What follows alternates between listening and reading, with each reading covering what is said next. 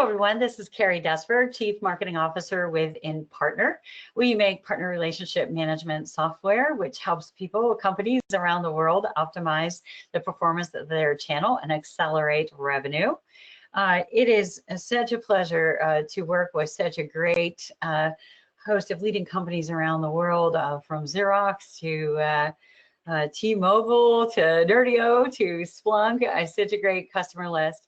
And in doing so, we also are fortunate enough to work with top channel thought leaders, the people we see out there who are really setting the pace or setting the conversation in the marketplace. The people who are making the headlines and speaking on those stages when we can be in rooms with stages again someday, and really are by the side of top channel chiefs everywhere who are looking for help in really driving the strategy of their channel. So recently, a partner put together a channel chief advisory board made up of those thought leaders that we really think are the ones that are the people that are the ones that people are looking to most for guidance. And Christine Stewart is one of those. She is the VP of Client Success and Marketing with Channel Impact. They are a full-service channel specialty firm. They work with top corporations around the world, some of which that you see on this panel today. And we're here today to talk about a topic that is really such a hot topic right now, the hyper-personalized partner experience, now more than ever.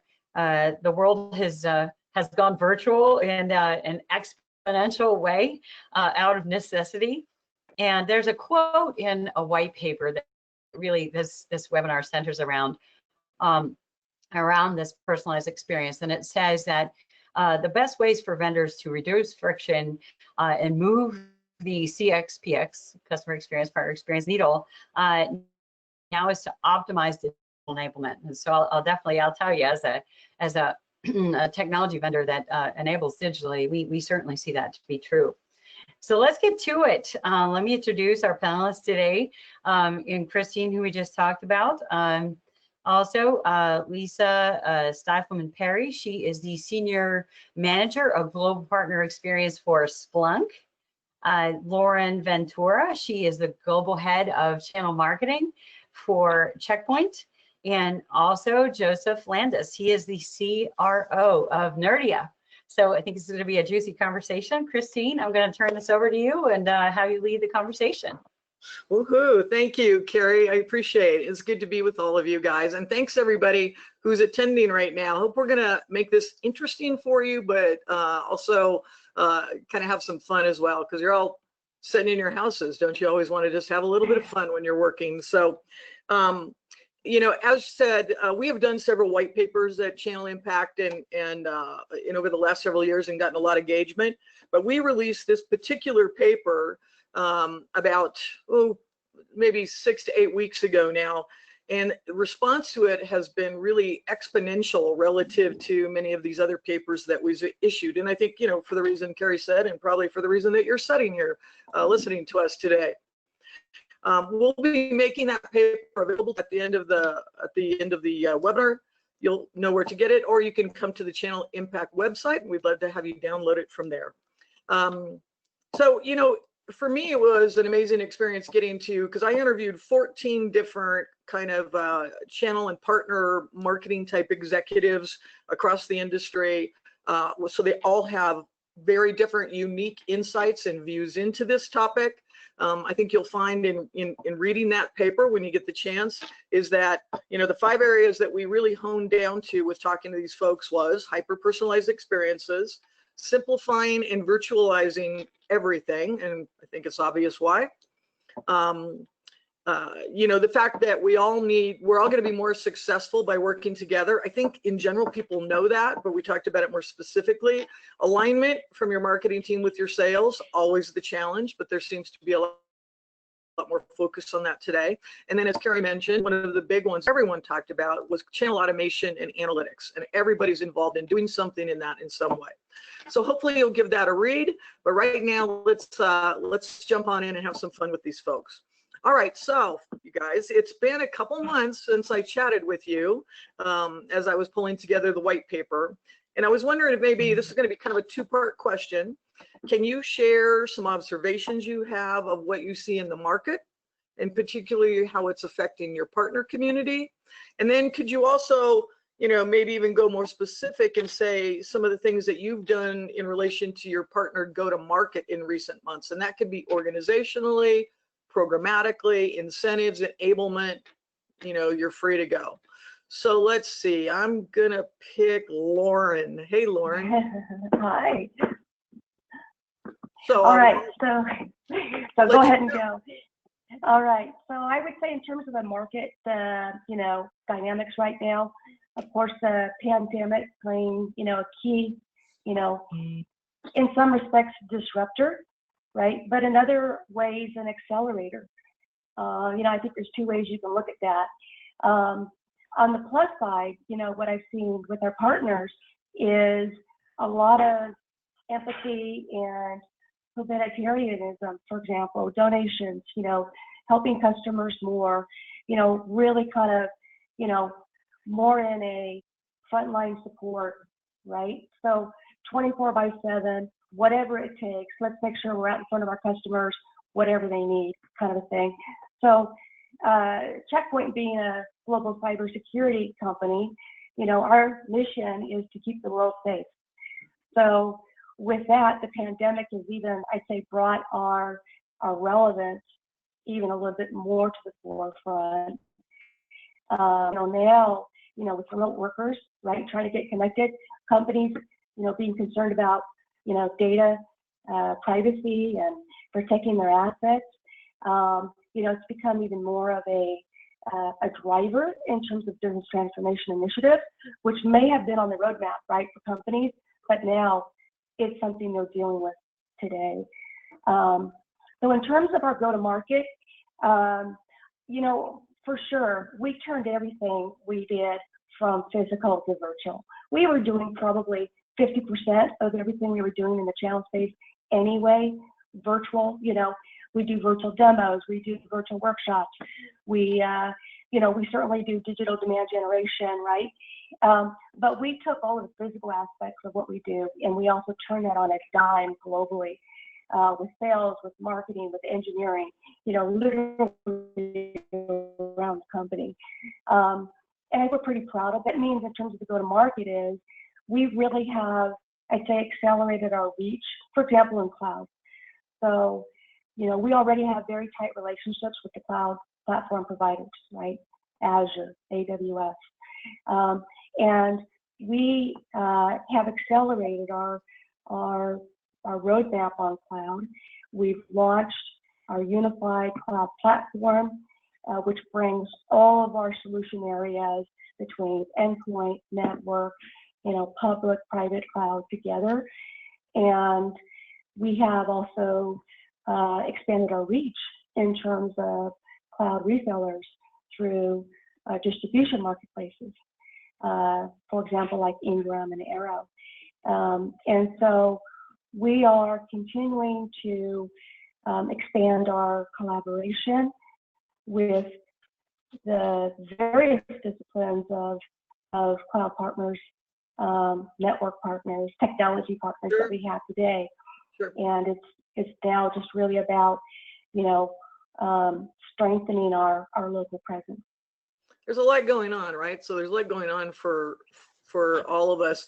I heard you mentioned Microsoft there. I'll jump over to you, Joseph, and let you share your kind of your view on this question. Yeah, thanks, Christine. Thanks for having me. We're close partners with Channel Impact and InPartner, so it's great to be part of this today and great to be with such great colleagues here. So at Nerdio, just to kind of tell folks what we do, we're all about empowering the channel and IT professionals to build successful practices in Microsoft Azure. So we're a SaaS company, we're all about the cloud, and we're all focused on Microsoft Azure. The word that I've been thinking about a lot in the 5 months is fatigue. I think there's a lot of fatigue. I think people are fatigued. My wife is a frontline healthcare worker here in New York, where I am. And I see her come back every day from work, just, stripping off the layers of protective gear, and unfortunately talking about the people that were lost in her hospital that she runs here in New York. And I think, that has a big effect on people like all of us here on the call and all of us who are listening, who participate in the channel, because we're all fatigued in some kind of way. And that's where I think kind of hyper-personalization comes in, because you're not going to necessarily get people to attend kind of the same thing every day. They're not just going to attend one webinar after the next, because people are tired. They need to know that it's speaking to them somehow. And that's really what we've tried to do, sort of like Lauren said. I mean, we had a pretty good mix before the pandemic started of kind of in-person versus digital. We had a lot of in-person as we were trying to get people to kind of know, as a startup, more. You were living on the road from what I remember. Yeah. But, yeah, no, I was, and I enjoyed that because, like all of us here, who doesn't enjoy talking to people? Who doesn't enjoy, having someone come up to your booth or ask you a question or be up on stage talking to, hundreds of people about what you do? That's a huge thrill. So how do you sort of translate that now into really what is 100% digital experience? Something we've done at Nerdio is we've tried to take the virtual concept, the webinar concept, to a different level. We've started offering these classes, these daily classes, to teach people not necessarily about Nerdio, but to teach people about Microsoft Azure. Yeah. So the way I sort of think of it is, you're a managed service provider, you're an IT professional, you've just signed up for your college class on Microsoft Azure. I'm Professor Joseph Landis, and I'm here to talk about Microsoft Azure in a very non-threatening way, in a way that's just sort of super interesting, and I try to be kind of the cool professors that I had in college as well. I can see it. Christine, I don't know. I'm not sure if I'm cool, but I try to be, right? So I try to be funny at least. And inevitably, if you're giving people something that, again, makes them sort of less fatigued, keeps them entertained, teaches them something, inevitably they'll come back to you to talk about your product down the road. And I think that's been sort of the pivot, whereas before we were maybe front and center, like, let me tell you about Nerdio. I want to tell you exactly how we're going to empower you to be successful. I'm going to tell you how we're going to help you be profitable, or whatever. Right, more about, let me sort of give you a break. Let me teach you about something. Let me tell you about something that's interesting. Not that we're all not trying to sell more of what we have. Of course we are, but I think you have to do it in a different way, recognizing that people's lives have been impacted. People's lives are different, and their attention span, their fatigue is setting in. Spot on. Several people came up with concepts around this, webinar fatigue and keeping things interesting. Video popped up a lot, right? People's interest in, I think we have a story in there about app dynamics and kind of a Netflix-like episodic series that they're doing for their partners. Lisa, I'm dying to hear from you. What do you have to tell us today, my dear? So first of all, thanks for letting me be on the panel. I'm super excited and passionate about this topic, as well as the experience. Just a little bit about Splunk. So we are a data company. We bring data to every question, decision, action for our customers, and we have a depth in IT ops, security, and DevOps. We are also a t-shirt company, which I wear proudly today. So when you bring data to everything, anything is possible. So data decisions, right? They're even more important at this time. And I really want to +1 on the fatigue, fatigue being part of, everyone's experience at this point. But when we get down into like my observations, I think this pandemic has created a lot of change, and there are feelings, I'll go to the feeling place, of uncertainty, fear. And what's notable kind of in my world, both personally and professionally, is that there are people in my life who are expressing these types of feelings, and they normally wouldn't, So for example, most calls that I attend, the first 15 minutes is, about how are people coping and what is going on in your world, and is everybody safe? And it's almost like it's become its own agenda item, right? So there are also new calls to attend with agendas that are dedicated to COVID. I mean, Splunk in particular has been really great about giving us access to like expert epidemiologists so that we can learn more. So, so that's been really cool. We've been, given additional days off to rest and recharge, and because the business hasn't slowed down for us, but we're expected to do so much more as humans, during this pandemic. And so, again, +1 on the fatigue and Zoom fatigue. So I think, empathetically speaking, as far as our partner community is concerned, like, they're going through the same experience we all are, right? So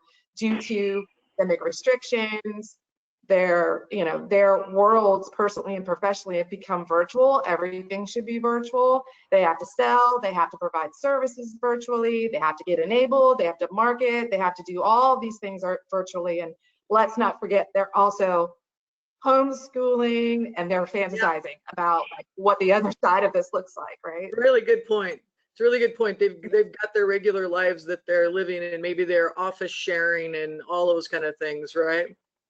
Yeah, absolutely. So, we're all going through the same exact, thing as far as, like, how it's affecting people in the community. That's really situational, and that's largely dependent on, the choices that people are making. But I think what's really important is that what everybody wants is that, especially professionally, it's like ease of doing business, simplicity, efficiency, all of this is paramount. That is what we're looking for. So some quantifiable changes we've seen are an uptick in usage across all of our partner-facing systems. Some of them have been in the triple digits.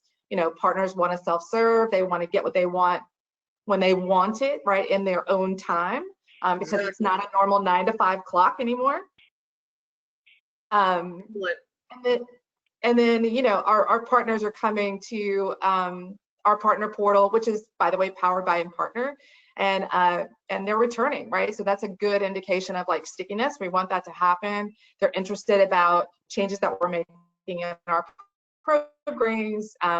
And, we're also trying to keep our focus on the other C, which is our cloud journey, not just the COVID journey that we're all going down. So we've also seen an uptick in usage across our marketing automation platform.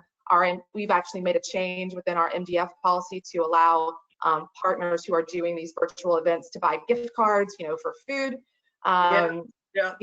Doing these virtual lunch and learns. That was something that you had also mentioned in the paper. So happy that we were aligned to that. We've reprioritized, put a focus on upgrading our marketing automation platform system to have, like, modern capabilities that are going to allow our users to go digital, and then kind of reach outside their own databases and kind of reach out to the world using social capabilities. And then one other virtual shift that I'll mention, there's so much that I could say, but back in April, we were preparing for our Global Partner Summit.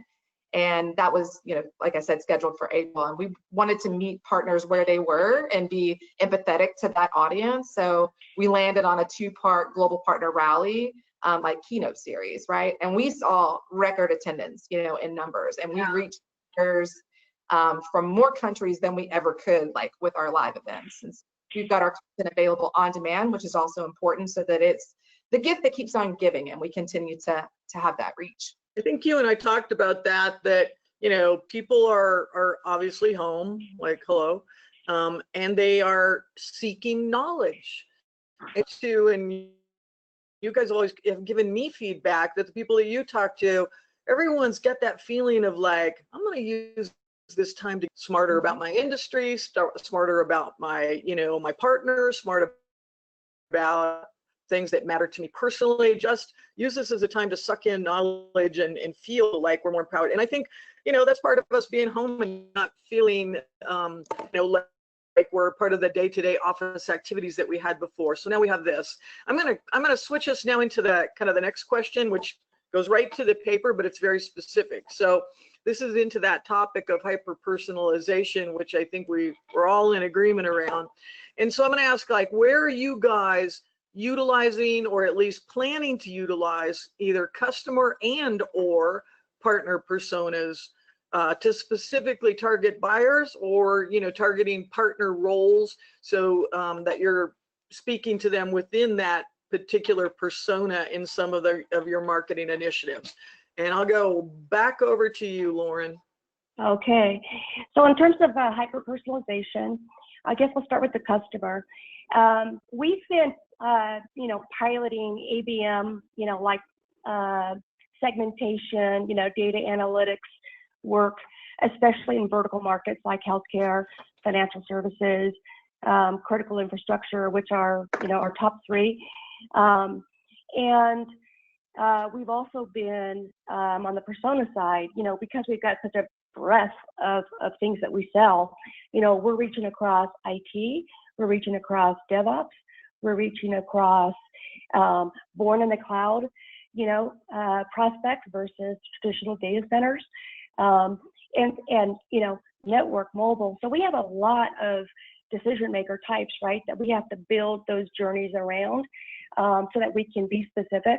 We just launched a security operations center announcement. So that meant we had to go directly to the SOC people, right? And then to the partners that are managing SOCs, for example. And so that's something that, naturally we're getting, deeper and deeper into in terms of, really being relevant, let's say, to the people that are considering our products. On the partner side, it's been kind of interesting because we, as you and I've talked about, Christine, we announced the Checkpoint Engage app, which is an internally developed app that was kind of originally all about, a year and a half ago, let's really get better connected with our partners real time in terms of sharing information. And, maybe by doing this, we can help further enable our partners even faster with the goal of let's be successful with our customers pre, during, and post sales. And, let's not rely on them to, have that conversation with their CAM or go to our portal to get that information and try to find it, right? Let's really engage real time. And so in terms of personalization there, we've gone through our contact database. We have the variety of partners that we have based on role, to your point, function, certifications. And so we're going through that process now of that same type of personalization on the partner side. And then we will engage through the app with, relevant topics and that kind of thing through that. The final thing is, customer analytics now are coming into then, right, the Engage platform, for example. So at this thing, it's really around cloud. It's all about looking at the way, historically the installed base has purchased cloud and what their adoption, path has been. And then taking those like 30 or 40 parameters and putting that into like, okay, for the segment that hasn't bought yet, what does their journey look like based on a proven methodology? So similar to Splunk, I think, we're also, thinking about it from the data meets, collaboration for the partners. Yeah, it's clear for us to, and this came out in the paper because so many people spoke to it, that there's these basic requirements, right? You got to have an automation platform. You've got to start to develop, what those personas are, customer and partner, and then, the analytics behind it, right? Because you're going to provide good data on the customer to the partner so that they can provide, interact with you in life cycle engagement campaigns, right? Upselling and cross-selling. They've got to have that data. So, yeah. So Joseph, let me go to you on this persona-related question. Yeah, first I'd like to say that I really like Lisa's t-shirts. If they're a t-shirt company, that message. She has to send one to all of us. She just we have one. I think that message as a startup, as a startup, as a SaaS company, that really speaks to us. We take a lot of decisions, all are based on data. And when I think of this and I think about our journey at Nerdio and I think about personas, we're trying to create a new category in the channel. So we're sort of like, we're not the 18th, replacement product in a category. We're creating a new category called Azure Automation, Azure Management. And it's new for a lot of channel partners. It's new for a lot of IT professionals. And one of the things that we've really invested deeply in at Nerdio is content marketing. And we've really sort of early on, we started dividing the personas, like perhaps at a managed service provider, perhaps at an enterprise customer. We said, okay, if you're going to bet on this technology, what is it you need to know? What is sort of the deep business related content that you need to know to make a decision if you're a business owner? What's the deep technical content you need? And within the technical content, there's a lot of different roles, maybe a support solution architect. And we had a very, very specific push at Nerdio that we were going to be the best in the industry when it came to delivering Microsoft Azure content for managed service providers and IT professionals. We even, in fact, we hired this incredible company. If anyone's ever interested in learning how to do amazing video content and creating video content that speaks to people and that does really well on SEO, there's this great company in Israel, Two Heads Marketing, that does this. And we sat for weeks and took classes on how to create videos, not in a very expensive way, but as a startup, sort of like sitting in our office with a very basic green screen. So, you know, every day now we're pumping out 1 or 2 videos that speak to specific personas that we're reaching out to. So that's really how we've gone after, I mean, I guess what you might call the basics on SEO, on SCM, on digital, things like that, on social. Really the big way that we've been able to differentiate in the channel from a persona, from a personalization standpoint. People are like, oh my God, these people came out with another video, another white paper, like, and that speaks to me. That's unbelievable. So that's been our big focus. Cool. That's cool. Are those videos fairly short, or Yeah. what's kind of the typical average length of that? Yeah, that was the first lesson we learned. We learned 2 lessons. If you're ever looking at doing sort of video content as a startup, number 1, it doesn't have to be long. Number 2, it doesn't have to be highly produced, because, you know, sort of to the persona question, if you're an IT professional, if you're a tech, you don't really care that the background looks super nice, because maybe your office doesn't look super nice either, right? So, you know, they're probably 2 to 3 minutes long and not super highly produced, like maybe sitting on a chair in my house, maybe sitting, you know, in the chair used to be in the office, something like that.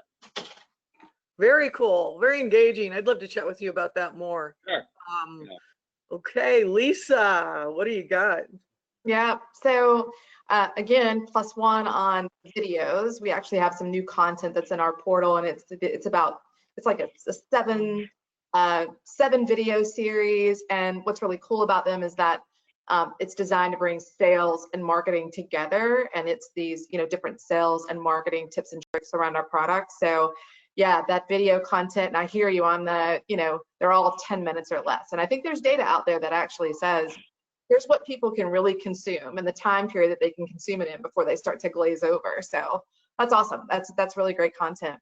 Some other things that I'll mention is, you know, I had already talked about us upgrading our marketing platform. And, you know, I think as we, you know, technology is technology, channel tech is channel tech, and that's great.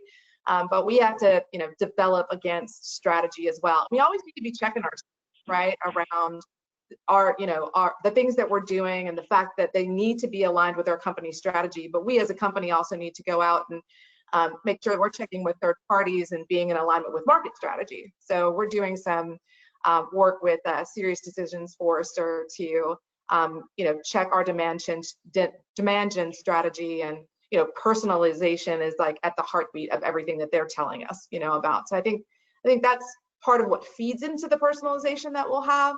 I think another, you know, more concrete example of personalization by role is we launched a Meet the Experts, and it's a Meet the Experts virtual sessions. But what's cool about it is that there is a Slack, you know, sort of Ask Me Anything event that happens post session. So people, these technical folks, attend these sessions, and that's what those are the predominant, that's the audience. So they attend the sessions, they get to get a recording after the session, and then about a week later they get to go on Slack and they get to ask our experts anything via Slack. So that's going to keep the engagement really high. You know, it acts as an enablement platform for people in these technical roles. We've gotten tons of positive feedback around that. We've gotten good attendance. We're running them in multiple time zones, and we're going to continue to roll that out. as the months go by, and it'll probably be a sticking thing even after COVID is gone. So I think that's a positive thing that we've seen from this bit of a negative situation that we're in here is creativity is just like gone wild, right? I mean, yeah. it used to be you had to go to your creative agency and stuff. I'm seeing people that were in other jobs. It wasn't their job to come up with creative concepts. They just had a little extra time, and maybe they're drinking wine a little bit earlier in the day. I don't know. Right, right. And you gotta like work Some flipping creative people out there, right? Absolutely, absolutely. And you've got to move fast, right? So you have to work with what you have. It's kind of like, I can't quote Arthur Ashe, but I know that he had a quote out there where he was like, do the best you can with what you have. And I think everybody's like putting their thinking caps on and going, how can I use what I have right now to make, a positive impact? When you're working from home, there is this sense of like maybe a little loneliness, maybe a little like job insecurity, because maybe my particular company, whoever it might be, is struggling a little. Am I okay? I want to come up with cool stuff, right? And they want that recognition.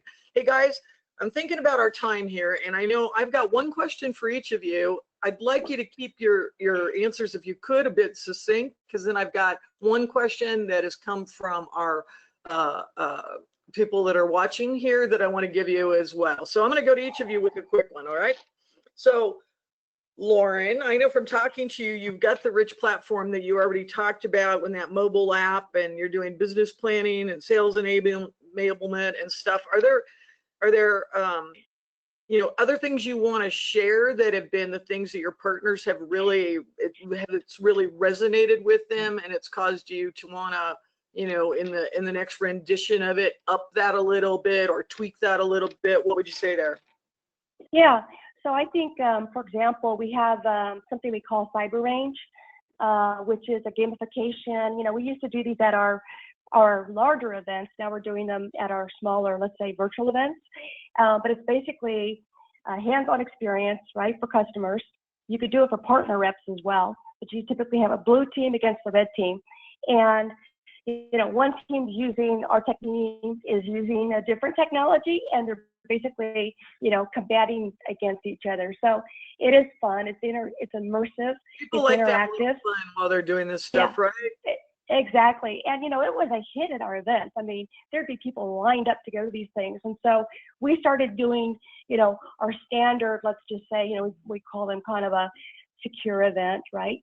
And then, we started adding this in addition to, let's say, the breakouts kind of that we would do, right, by either technical or sales. And these things were always huge in demand. And, it was a great way for customers to really experience the technology. And so these are now becoming, let's say, more programmatic to the point of everything's gone virtual. So we are trying to make it fun. We are trying to make it different. And, we're trying to make kind of the learning experience, not after you have the product, before, during, and after, to that point. And so, those are hits. So that's just one example I'd give you. Cool. I'm gonna make a call here. I want to make sure that we answer that we answer a question that somebody's asking us that's joined us. So, and this one actually leads to the question I was going to kind of ask you, Lisa, from an operational standpoint. All right. So the question is, do you see more personalized partner experiences as a function of better self-service within the programs? Partners being able to choose the program's content and engagement they want versus the same via a persona that is pushed to them. So it's kind of that persona push content stuff, and then them having a good experience because we've given them a easy way to find stuff that they want within our portals and structure. And I know that you've only been at Splunk for what, year and a half time, and you're really focused kind of in that operational area around partner experience. Maybe you could answer that one first, Lisa. Yeah, I hope I understand and can answer the question. So from a persona, so we're talking about personas, but my work is rooted deeply into, you know, personas are just people and they're individuals, and those individuals have different roles and responsibilities. It is not a one size, you know, fits all Absolutely. world, right, that our partners live in. So, and back in the day, you know, I used to manage and run a portal that was definitely a one size fits all, and people would come in and it's just really hard to find things, and you know, it didn't speak to the person that was there. And now as we fast forward, there's so many capabilities, you know, where we're able to intelligence, right, in our virtual platforms, where our partners are giving us data about who they are and what type of partner and how they make money, and we're able to use that data to serve up a personalized experience to them that speaks to them.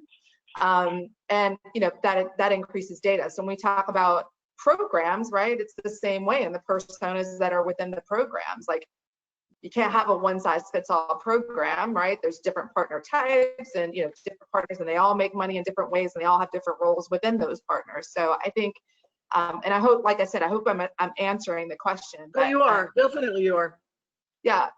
So, you know, as far as like being here at Splunk, you know, when I joined Splunk, a lot of that foundational, you know, a lot of that foundational stuff was already here within our portal environment. And by the way, our portal has about 10 different systems that's attached to it. Really going back and kind of getting back to basics and reigniting our curiosity is enough.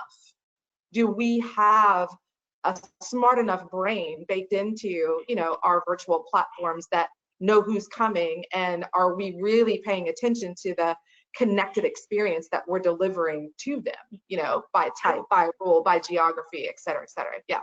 I think we're all doing so much stuff that, you know, we'll have to take those pauses for focus groups and talking to our partner advisory boards and seeing how they're reacting to that and how they want us to tweak those kind of things, right? Yeah. Joseph, let me let you jump in on this one. Yeah, well, I mean, Lisa really covered it well. You know, for us, I think if I go back to what I mentioned earlier about content marketing, a lot of it I have found has to do with choice. If you have enough choice, people will feel as if they're being spoken to individually. You know, if I do a daily class and I'm talking about the same thing every day, at some point, people might say, you know, that seems like the same thing I heard, you know, a couple days ago, right? Why do I want to do that? So the more you could create choice for people, the more you could create more, in our case, at least in this example, content that speaks to individuals. I think people will find them feeling themselves much more connected to your company, much more connected to your mission and what it is you're trying to do. And that's, you know, I think we would love, I joke with people, like, I would love to have the daily class offered every hour. Now, the way we do it is it's in person. We're not just like pushing play and sitting back and watching people do that.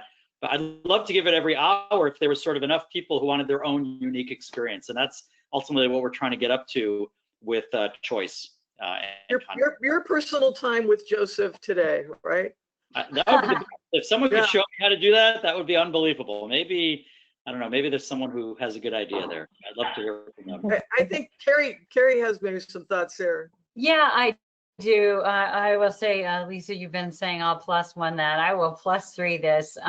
Everything you're saying is really what we hear from our customers and from the people who are arriving on our front door, and saying, oh my gosh, I got the needle with my digital transformation earlier, but I'm going to do it now, because there's just no way I can't go that last mile. I can't have that personal touch when I can't be there personally. I need my partners. I need to be able to work with my partners and have them bring my business to life on the ground when I can't be there anymore. And I need to automate those operational basics so that I can digitally provide those experiences that are personalized, Lisa, to your point. And also by automating those operational basics and making sure that everybody gets the right care and feeding digitally because of what we know about them and what we can serve up to them without them even realizing it.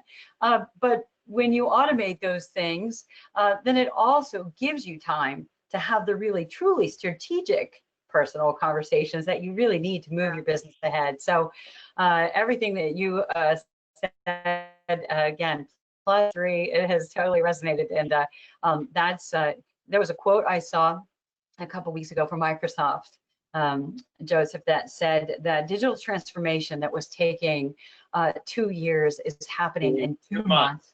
Yeah. Yes, and it is so true. It is absolutely so true. You know, my closing thought would be a quote that I really liked. Lisa, you mentioned one.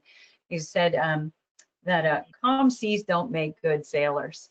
And you know, we all have all the money and all the time in the world sometimes, and I don't know if anything has made us lighter and more smarter than the last couple months, and how we've really ratcheted in on what we're doing. And we see that in spades with everybody, and certainly can hear it from all of you. You set me up for the last question I want to ask each of these folks real quickly, is that I do believe with all of the difficulties that we, each of us and all the people listening and all the people that will watch this on demand later, have lots of struggles, you know, personally been touched by this, have family members or, you know, whatever within their network that have been touched by this in lots of different ways that are negative. But I do believe that we've all seen good things come from this, or different ways that we view the world. And I want to give everybody a quick chance to just say one of those. Mine's really simple, is I've just realized how much I've taken for granted the beauty of the world that's around me, right? I live in Colorado. I've lived here 3 years, and how many times have I like gone out into the mountains? And, you know, I'm not talking, you know, rock climbing, you know, 3 days in the wilderness, you know, kind of stuff. Just saying, getting out there and enjoying this beautiful place I live. So I bought a Jeep a month ago.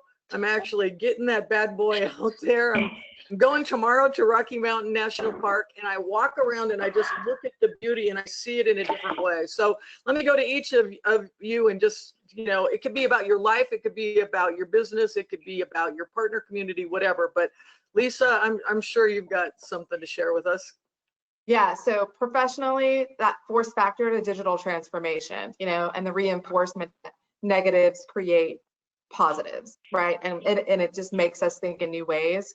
I think personally, you know, we are in a global pandemic, but there's a lot of other things that are going on in the world as well. And I've just protecting time like a mother protects my mama bear protects her cubs, where, you know, I'm prioritizing my own self-care, dedicating time to learn how to be a better human in this world, and getting more involved in my community, socially distanced approach with a mask on, and just having deeper conversations with my family and my friends, and the conversations that matter. Yeah, excellent. Joseph. Mine's easy. I do everything I can to spend as much time as I can as a frontline healthcare worker and my 6 kids. If I could spend more time with them, I feel good that I'm supporting them and in getting through this difficult time. Would you express our thanks for your wife's service and what she's doing up there? I'm sure she appreciate it. Thanks so much. Yeah. Lauren? Yeah, so I would say on the professional side, it's just appreciating how things can get done more efficiently and quicker. I feel like that's never been as easy, and it's because of all the collaboration we have and the ability to kind of do a Zoom call, for example, in a nanosecond. So I love that. Yeah. And on the personal side, I mean, you know, listening to your story a little bit, Christine, you know, my husband bought me a water fountain. I've been wanting a water fountain outside in our yard for a long time. And now that I've got these windows set up where I work, I have a bird frenzy that goes on in this water fountain. And, you know, I'll be on a call and I'll be like, you know, and so it's kind of a nice You and I are going to have to compare the species that we've been seeing. Yes, absolutely. So that's the fun part. That's a great one. I'm going to hand it back over to you, Carrie, and let you bring us home. I think we're right at that time. Yeah, no, that's awesome. Thank you so much, everybody. The thing that I would say to echo what all of you have said is conversations just like this. In the last couple of months, all of the work all of the conversations that I've been a part of in sharing best practices, not only just about what's happening with COVID, but what it is that we're all doing. I am I've touched more people in the last, since March 12th when I last came home and landed right here, and have built professional relationships that I will work with differently moving forward, because it's just such a treasure trove. Joseph, it's like a class every day, It and, is. and what a wonderful connection. And personally, right out that window is 5 miles of forest. I am in Seattle, and I had never ever walked through there, and I walk a couple times a week, and I live in a beautiful place, and I appreciate it more than I ever had. I will, Brenda, if I could just ask you to advance the slide. I will close out by saying that so many of the things that the panel has talked about of being able to really segment your partners and figure out everybody's gold for something, right? Are you really able to serve your partners and be able to get them exactly the right care and feeding for exactly what it is that they need to be their most successful? We help companies around the world accelerate your revenue.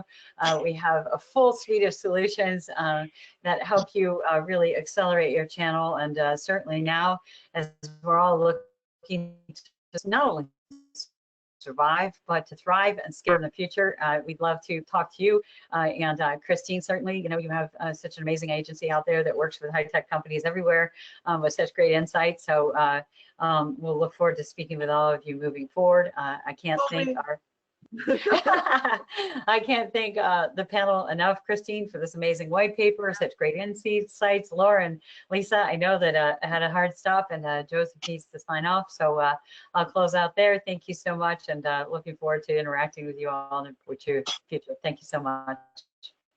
Thanks for joining us, folks. We sure appreciate it. Thank Thanks for you. joining. Have a A lot good of day. fun. Thank you.